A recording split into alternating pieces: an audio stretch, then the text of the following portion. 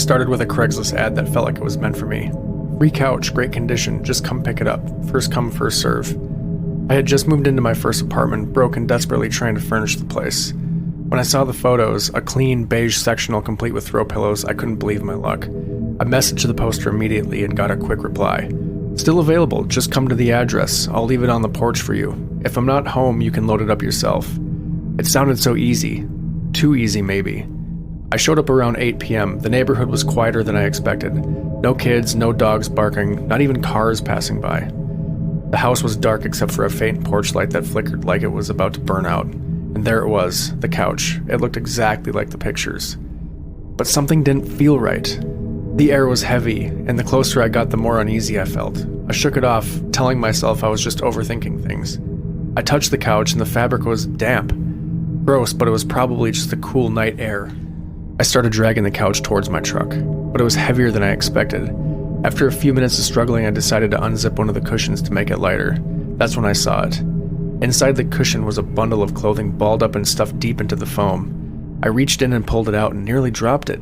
The clothes were stained dark red, like blood. I froze, my brain racing to figure out what the hell I was looking at. That's when I heard it. Need help with that? The voice was low, casual, but it made my stomach drop. I turned and saw a man standing at the edge of the porch. He was tall, his greasy hair hanging in his face, and he wore a dirty hoodie with the hood pulled up. I couldn't see his eyes, but I could see the glint of something shiny in his hand. No thanks, I stammered, backing away from the couch. He stepped closer, his voice calm but unnerving. Don't be shy, I can help you. Find what's inside. That's when I noticed something else. The house wasn't just quiet, it was empty, completely dark inside. No furniture, no lights, no sign of life.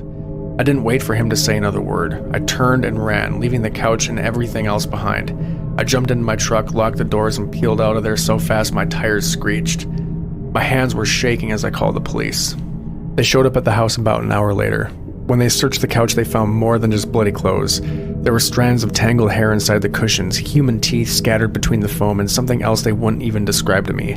The house itself was abandoned. According to the neighbors, no one had lived there for years. The ad had been a trap, just like the others the police uncovered during their investigation. They linked the address to a sting of disappearances tied to Craigslist ads in the area. I was one of the lucky ones. I still think about that night, and I shudder to imagine what would have happened if I stayed a moment longer. I deleted my Craigslist account the next morning and haven't used the site since. Sometimes, though, I wonder if the man still posts ads, if the free couch had been moved to a new address, and if someone else won't be so lucky.